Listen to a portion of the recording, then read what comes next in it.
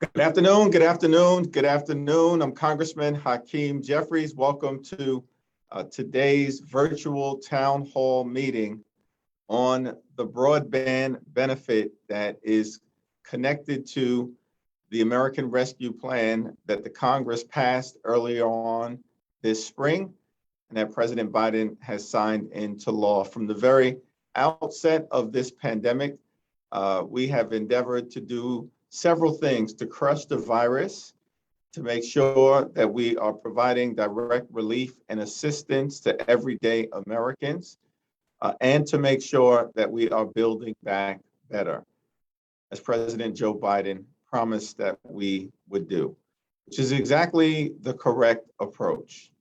Because as the president has indicated, and as many of us in Congress have observed, we can't simply go back to pre-pandemic normal, because prior to the pandemic, so many people that I have the opportunity to represent in Brooklyn and Queens, so many New Yorkers and so many Americans were actually struggling.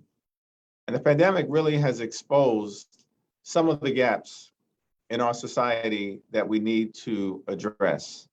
And the lack of affordability and the inability to access high-speed internet and broadband is among those gaps that we felt compelled to address in the context of the American Rescue Plan. I'm so thankful and pleased to have some very distinguished guests, including the chair of the Federal Communications Commission, who I will introduce momentarily, to talk about the broadband benefit and the ability of all of you or your loved ones to be able to access the opportunity to afford high-speed internet in a way that will allow for the connectivity necessary in 21st century America. What became clear to us during the pandemic, when so many things became virtual, was that there were a lot of people who were left out of the ability to telework or telelearn or get access to telemedicine, which became necessary as society went into lockdown and so many things that were once available to us in a normal way were no longer available.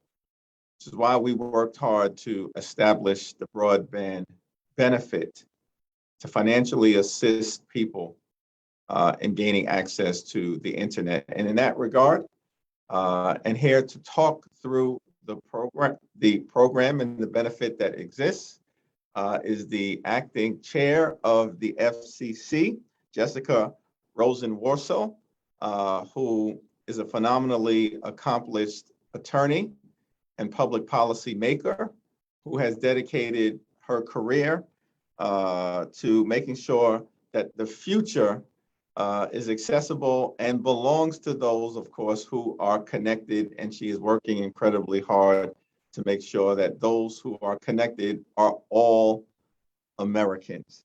We're thankful for that work in promoting opportunity and affordability and access for all. And she's doing a phenomenal job in administering the broadband benefit program that came out of the American Rescue Plan. She's also someone who I've traveled along our law school journeys with together, and we're very proud of her at NYU Law School.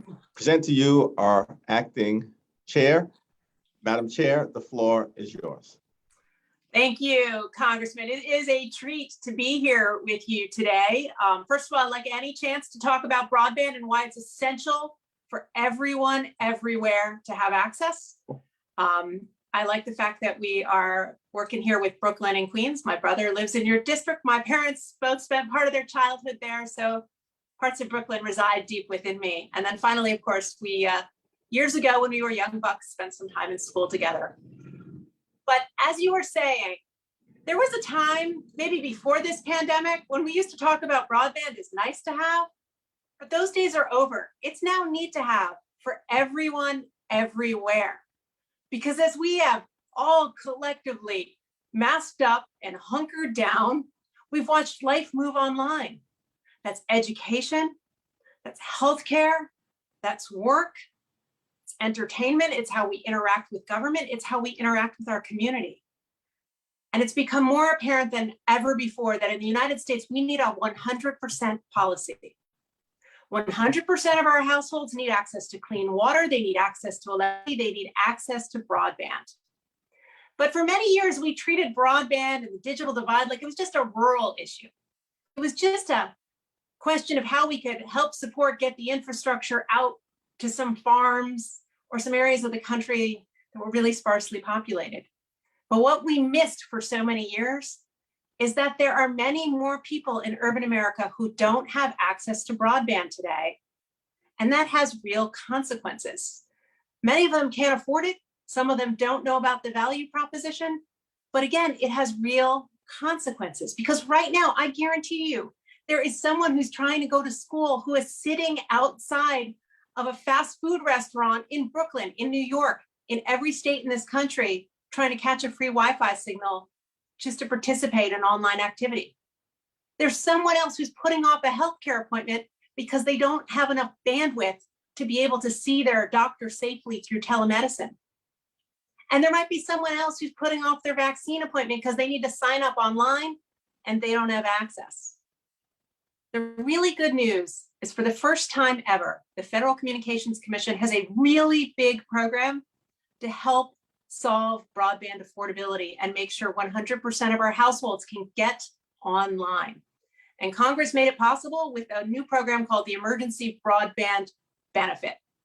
It's the first program we've ever had in the United States that decided that everyone needs to get online. And I couldn't be prouder of the work we've done to get it up and running. We have more than 4 million households that have already subscribed, and it provides benefits of up to $50 a month and even a discounted laptop or a tablet computer.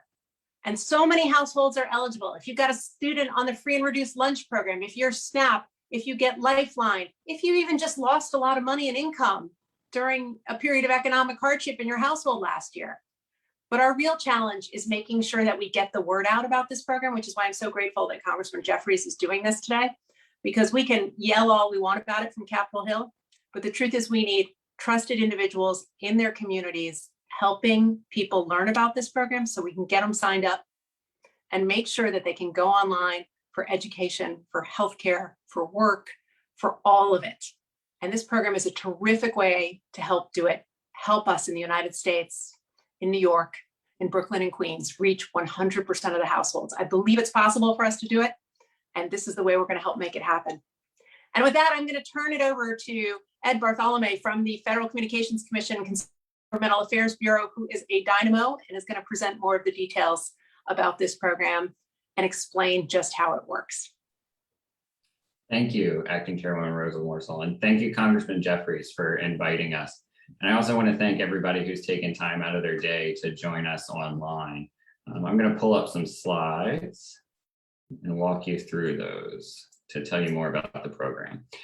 So what I plan to cover today is an overview of the program. I'll talk about what the benefit is, who's eligible, how households can apply, and I'll talk a little bit about a toolkit that the FCC has developed to aid partners, navigators, and others that directly serve their communities to help spread the word about this program.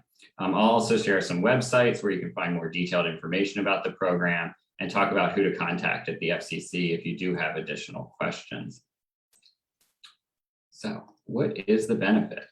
The Emergency Broadband Benefit provides, as the acting chairwoman mentioned, broadband has truly become need to have, and the Emergency Broadband Benefit allows us to connect to classrooms, it allows individuals to learn remotely, and it keeps all of us connected to family, friends, telehealth services, and other critical resources. The benefit provides eligible households with up to a $50 a month discount for broadband services, including associated equipment rentals, such as modems. And if you happen to live on qualifying tribal lands, it increases to up to $75 a month for eligible households there. The program also provides a one-time discount of up to $100 for a laptop, desktop computer, or tablet purchased through a participating provider if the household contributes more than $10 and less than $50 towards that purchase price. And it's important to note that the connected device must be provided by the same provider that the household is receiving the discounted broadband service from as part of the Emergency Broadband Benefit program. It's not a coupon or a rebate. It can't be used at a third-party retail store or on a website to buy a device. It has to come from the provider where you're getting the service discount from. The Emergency Broadband Benefit is limited to 1 monthly service discount and 1 device discount per eligible household. And the benefit is not a direct-to-consumer benefit. It's a discount off the monthly service bill or device. The provider then seeks reimbursement directly from the program. And it's a temporary program. As we've heard, it was developed in response to the COVID-19 pandemic, and the program will end once the funds are exhausted, and that's $3.2 billion in funding that Congress set aside for this program, or 6 months after the Department of Health and Human Services declares an end to the pandemic, whichever occurs first. And the program's administered by the Universal Service Administrative Company, or USAC. They also you may be familiar with them because they also administer the Lifeline program. And they host an online application portal at getemergencybroadband.org. So who's eligible? There are 5 ways that a household can qualify, and a household is eligible if a member of the household meets any one of these criteria. They have an income that is at or below 135% of the federal poverty guidelines, or they participate in certain assistance programs such as SNAP, Medicaid, or Lifeline. And I'll talk a little bit more about Lifeline in a minute. If someone in the household received a Pell Grant in the current award year, and a child in the home has been approved to receive benefits under the free and reduced school lunch or breakfast programs, including through the USDA community eligibility provision, and that's in both 2019-2020 and the 2020-2021 school years.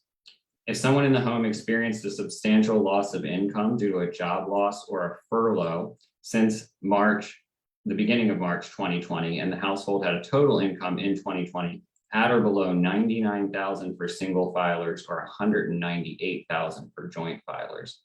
And the final way a household can qualify is if someone in the household meets the eligibility criteria for a participating provider's existing low income or COVID-19 program.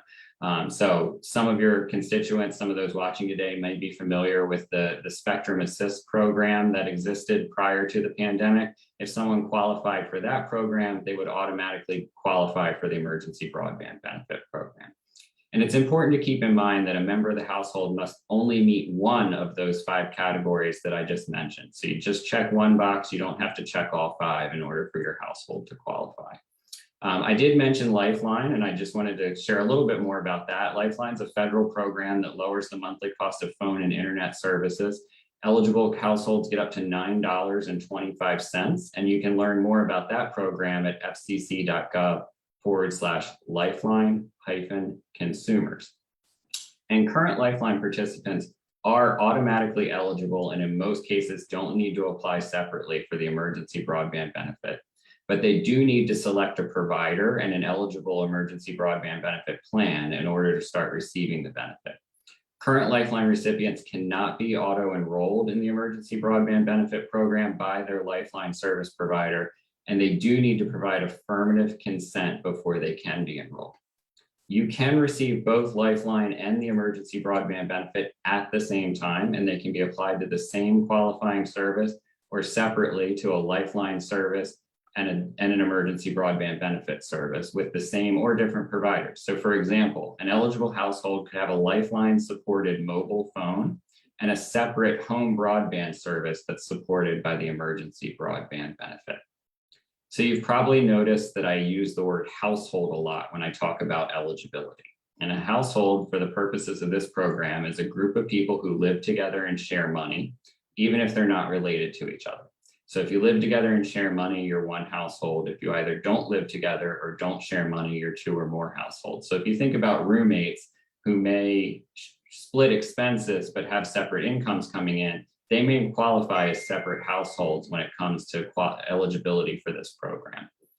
A household can qualify because of an eligible dependent child that meets the eligibility criteria. So if you think about the school lunch programs, that's a way that a household can qualify through a child. And you may have to answer questions about your household when you apply for the emergency broadband benefit. And there is a worksheet that you can use that'll help you determine whether you're one or more households. So it's important to note that a household that has a bill or other liability for broadband access that someone else, such as a property owner or a school, is helping to pay, that household could switch temporarily to using the emergency broadband benefit to support their broadband service instead of relying on that third-party support. And eligible households within multi-unit dwellings, such as apartment buildings, nursing homes, or other group living situations, can also take advantage of the benefit. There are ways that this can be done. The best way to get that process started is to talk to the landlord or the property manager who is the internet account holder and ask them to reach out to the participating provider to learn more about how they can use that pass-through benefit to offset the internet costs that individuals in a group home or an apartment building may be contributing towards the cost of internet for everyone's use in that facility. And you can learn more about how the program defines a household by visiting getemergencybroadband.org under Do I Qualify and What is a Household? So how do you enroll? How do you apply? Enrollment opened on May 12th. As the acting chairwoman mentioned, we're over 4 million households enrolled now, and there are 3 ways that households can do that. The first is to contact a participating broadband service provider directly to learn about their application process. The second would be to apply online at getemergencybroadband.org. And the third way that households can apply is to mail in a paper application. And when you do that, it's best to send copies of the documents you're using to prove your eligibility along with that mail-in application. And that can be sent to Emergency Broadband Support Center, P.O. Box 7081, London, Kentucky 40742. If you do apply online at getemergencybroadband.org or by mail, there is a second step. Once you've gotten that approval notice, you need to contact your preferred provider. This is true even if you want to use the benefit on your existing broadband service. So contact the provider, talk about the plans they have available, pick the plan you want, and then you'll start to see the discount showing up on your monthly bill. And it's important for community navigators and others who are helping individual households to enroll to keep in mind that assistance with the paper or the online application must be provided in person, and that the individual applying for the benefit must sign the application and make other attestations in the online portal as part of that process. Now, a couple things that we knew would be really important on the consumer protection front when we developed this program. We wanted to prevent bill shock. So participating providers must give notice to the household about the last date or billing cycle that the full benefit will apply to their bill, and the date or billing cycle where any partial benefit may apply. And this is in addition to sharing information about the cost of broadband service after the program ends. So the bill will say that you're getting the $50 discount this month, but that after that discount ends, your service will cost X in future months. And households will need to opt in or request to continue broadband service with their provider. If they don't opt in to continue receiving service with the provider or select a new plan from that provider, their service will end once the program ends. And this is true even if it's the provider that somebody's been using for 2, 3, 4 years before they signed up for the emergency broadband benefit. We felt it was really important to not have households end up with unexpected bills that were $50 or maybe multiple months accrued and have an unexpected debt that they owe to a provider. So for that reason, you need to opt in to continue service. Another important consumer protection in the program is that eligible households can't be excluded from participating in the program based on prior debt with a provider. Consumers can also change their benefit to a different participating service provider at any time. They're not locked into the company that they first enroll with. However, the device discount can only be used once per eligible household, even if the household does change service providers. So a couple notes on providers. We have over 1,150 across the country that are participating, and I'm sure that there are many who are serving New York City on that list. The program is open to all broadband providers that meet program requirements, not just those that were offering Lifeline before this program began.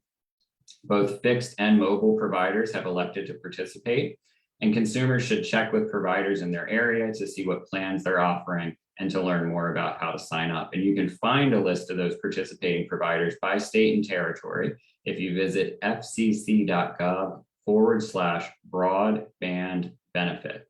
Many providers will be asking consumers to complete that online or paper application at getemergencybroadband.org, but some have received approval from the FCC to use their own alternative verification processes to enroll eligible households. So next, I want to quickly touch on a toolkit that we developed to help others spread the word about this important program. So we knew standing up a program in the middle of a pandemic was going to mean that we needed help from others, needed help from community partners, trusted voices to spread the word, drive awareness, make sure people know about this new and temporary program. So we wanted to make that as easy as possible for others, and we developed a toolkit. It's a collection of social media content, printables, and other tools designed to assist community partners, grassroots organizers, local schools, and others spread the word about this important program. These tools are available for the public. They're downloadable. They're free to use. You can co-brand them. You can adjust them and put them in your own voice. You can find this toolkit at fcc.gov/broadband benefit. Some of the things the kit includes: logos, sample social media posts, images, a draft newsletter insert, a fact sheet, a flyer, 9x5 info card, quarter page handout, poster, infographic, audio PSAs, a PowerPoint deck that's a little longer than the one I'm sharing with you today. And you can do train the trainer style meetings with those. We have some short videos that explain the program in English, Spanish, and American Sign Language. We're finalizing some back to school themed materials that we'll be adding to the kit soon to help spread the word about this program. And now that students are heading back in person, virtual, or hybrid. Most all of the toolkit materials are available in Spanish and English. The 9x5 info card, the quarter page handout, and the fact sheet are also available in Arabic, Amharic, Burmese, traditional Chinese, simplified Chinese, French, Haitian Creole, Korean, Portuguese, Russian, Somali, Tagalog, and Vietnamese. And we will also produce materials in accessible formats such as Braille, large print. Just send an email to fcc504@fcc.gov. And I encourage everyone to take these materials. They work on home printers, small office equipment. They're good in color, grayscale. Customize them, add the local providers in your area and their contact info to the back, and help us get the word out. Spread them around your building or around the neighborhood so that people know about this important benefit program and how they can sign up for it. There's a much longer version of this overview that includes a walkthrough of the online application itself, available at fcc.gov/broadband benefit. I'm going to throw up a slide that has some contact information and run through that really quickly before I hand the event back over to Congressman Jeffries. Shared a lot of information, but if you do still have questions, fcc.gov/broadband benefit is where you'll find a lot of information about the program.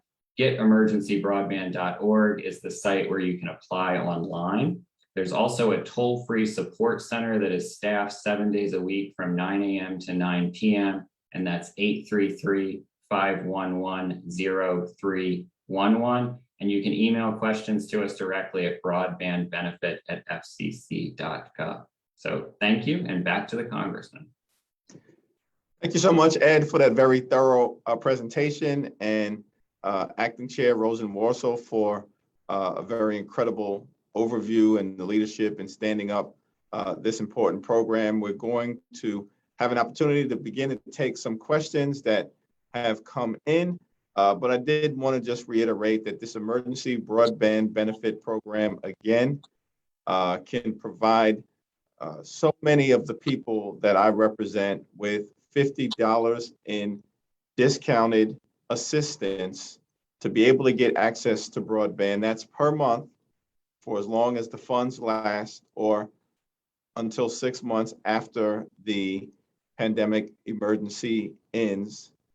There's still a substantial amount of funding left We want to make sure that as many people as possible take advantage of this emergency broadband benefit. And as has been outlined by both the chair and Ed, people may also be eligible for $100 in assistance in being able to purchase the equipment necessary to access the broadband internet high-speed tool that you need to be able to live and to work and to access your loved ones increasingly in this digital environment that we are all in.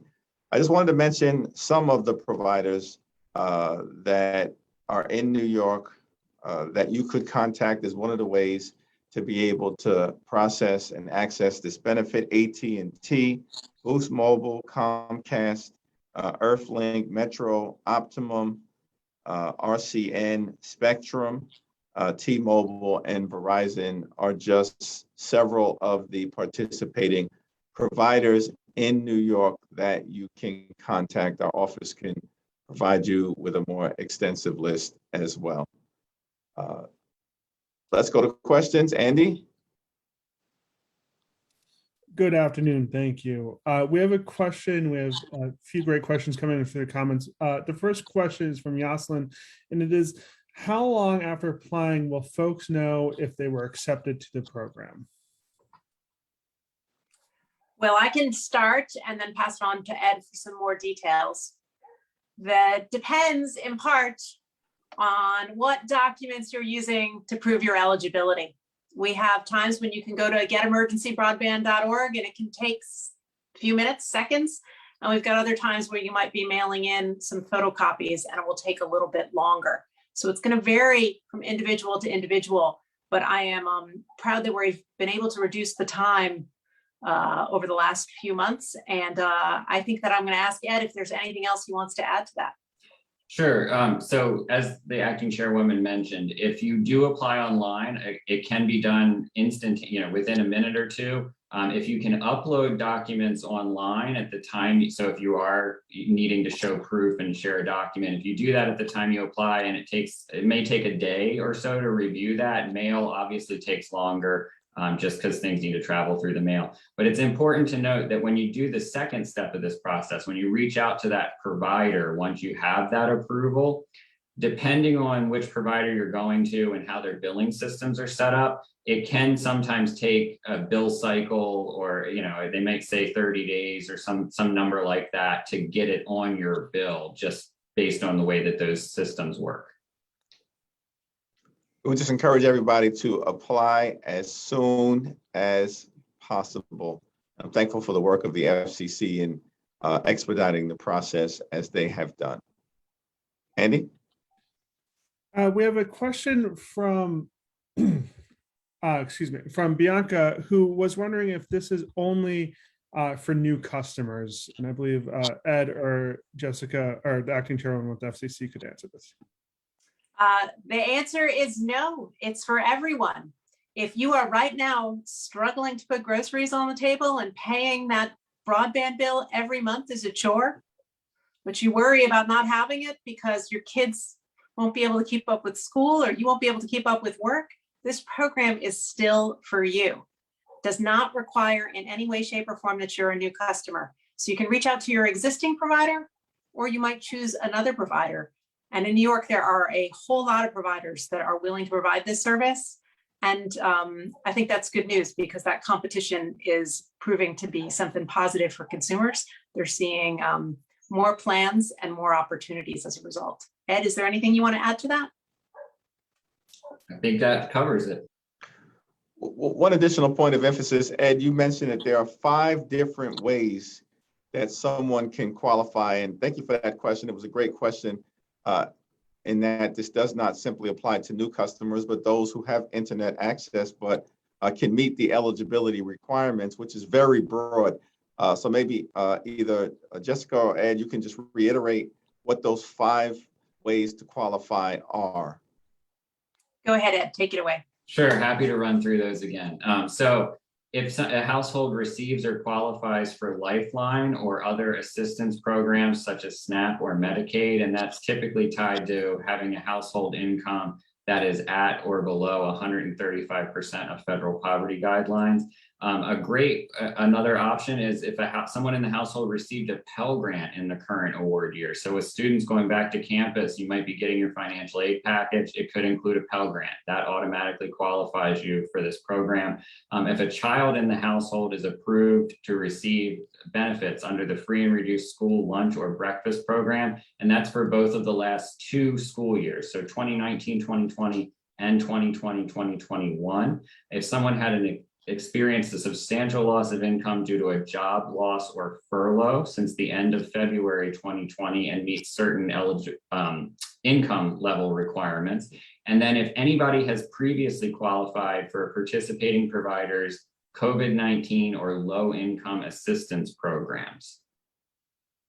And just to emphasize that if you've experienced a substantial loss of income, but your income is below $99,000 for a single individual and $198,000 or under for a married couple, and have experienced that substantial loss of income, that's how you can qualify under that particular aspect of being able to qualify using one of 5 different routes. And so it's a pretty expansive program, as you can see, as our acting chair and Ed have indicated. And so operate from the assumption that you have a pretty significant likelihood within this congressional district and throughout New York City, if you're not a high income individual, that you can qualify for this broadband benefit, and we certainly want you to apply to determine your eligibility. Andy? Thank you. We had Charlotte who asked that she said, I just bought a laptop. How do I apply for the $100 refund? So I can, Ed, why don't you go ahead on this one, because it's it works a little differently under the law, and Right. that may not in fact be eligible. Yeah, so it's not a retroactive discount for prior purchases. And in order to get the discount, you have to work with the provider who you're getting your monthly service discount from. So either the home broadband or the mobile broadband or the satellite broadband, whoever that provider is that you're working with to get monthly service that's discounted through the emergency broadband benefit, that's who you need to work with to get a device. And if you go to our webpage, fcc.gov/broadband benefit, you find that list of providers by state. On that list, you'll see a check mark next to all the providers who are offering a connected device as part of their participation in the program. So that way you'll know which ones you can reach out to if that's something you're interested in. We'll have time to get to 1 or 2 additional questions, but Ed, you mentioned the Lifeline program, and could you explain to those who have joined us what that Lifeline program is? There may be a lot of people who are unfamiliar with it, who in fact could actually be eligible for Lifeline as well. So Lifeline is a program that's been around since the 80s, and it was really designed to help, at the time, help people connect to phone service, to make sure that everybody had access to a working phone line. And it's an income-based program similar to the emergency broadband benefit. That, you know, the big way to qualify again, and this is a little more limited, there's not as many options for Lifeline qualification, but 135% of federal poverty guidelines, participation in SNAP, Medicaid, those qualify you for Lifeline. It's a $9.25 discount, and it has expanded to not only include phone line service, but also have broadband options. So many providers that offer Lifeline services do include broadband as a part of that service. You know, a lot of mobile carriers, for instance, are in that space. So you get a cell phone service and you might get some data as part of your monthly plan with the $9.25 discount. And you can combine that with the EBB, both for the same service or separate services. So Lifeline Mobile, home internet with the EBB, those are options consumers have. Thank you. We have a question from Marie, and she asked, is there a number that she can call to apply? So 833-511-0311 is the number to call for assistance. They can either mail you an application, answer any questions you have about the online application. They can't take your information for you over the phone. That's important to note because you have to sign some things or make certain attestations in person, but that's the number to call to get you started. You can also apply online at getemergencybroadband.org. And if you are already a broadband subscriber, but you think you qualify, you should just call your provider. Find out if you do. You might be able to substantially lower your monthly bills. And so there's just a whole bunch of ways to get this benefit. And we want to make sure as many people who qualify for it are able to do so. It's my understanding the New York enrollment right now is about 275,000. That's a good number, but we want to get it up much higher. And that's why I'm so thankful for the presence of our commissioner and Ed. Andy, let's go to one final question, and then I'll turn it over to our special guest for some concluding remarks. Thank you. We have a question from Clayton who asked, will the level of service be reduced if people receive the emergency broadband benefit? So that's a really good question. And what I can say is the best thing to do is talk to your provider. So different providers are offering different plans. Not every service plan they offer will be eligible for the emergency broadband benefit discount. But there are many providers who are offering a variety of packages. So it may not be that it's reduced. You may have to switch to a different package that has slightly different speeds or slightly different usage limits and things like that, maybe in a mobile context. So talk to your provider. That's the best way to find out what plans they're offering as part of the program.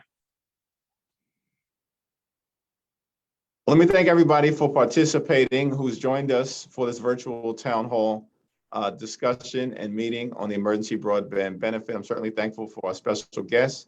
And for some concluding remarks, let me yield to the highly distinguished acting chair of the Federal Communications Commission, Chairwoman Rosenworcel. Thank you, Congressman. Here's the thing, we got to figure out how 100% of households in the United States get connected to broadband. I don't care who you are, where you live, where you came from, we've got to get you connected. Because we're going to strengthen our communities, we're going to strengthen our economy if we get 100% of us online. It's not a radical proposition. We did it before, a century ago with electricity. We can do it again with broadband. But when we do, we've got to realize that some households are struggling to pay that bill. And we should commit in the United States to helping them be able to afford high-speed internet service. That's what this program is. It's a really big deal. We've never had a program this large in the United States to help get people online. The emergency broadband benefit is terrific. And it's terrific to be here today to help get the word out because I want to see more people all across the country, more people in New York subscribing because it can do a whole lot of good for a whole lot of households right now who might be consigned to the wrong side of the digital divide. And we can use this program to help fix that. Thank you so much, Ed. I'll just quickly plug that if you do have any other questions or concerns, broadband benefit at fcc.gov is a great email address to reach out to. And if you have a challenge or a complaint with a provider, you can send those to us using consumercomplaints.fcc.gov, and we're happy to provide help and assistance to you there. Thank you. And our office is, of course, ready, willing, and able to provide assistance as well. You can always reach us at 718-237-2211. Or you can email me directly at congressmanjeffries08@gmail.com. That's congressmanjeffries08@gmail.com. I want to thank our special guests, the FCC, our chair, and Ed for your presence here today, for the work that you've done to make sure that everyone can get connected. The framers of the Constitution promised life, liberty, and the pursuit of happiness. They could not have envisioned that in modern day 21st century America, that would involve being connected, but it does. And so we're thankful now that this program to help eliminate the digital divide, make sure everybody is connected and can live life to its fullest, work and school and health and communicating with your family members as we navigate our way through and out of this pandemic is going to involve making sure you are connected, and the Emergency Broadband Benefit program is a substantial aid in that regard. So thank you to our guests again. Thank you for all who have joined us. And God bless each and every one of you. God bless the 8th Congressional District, and God bless the United States of America.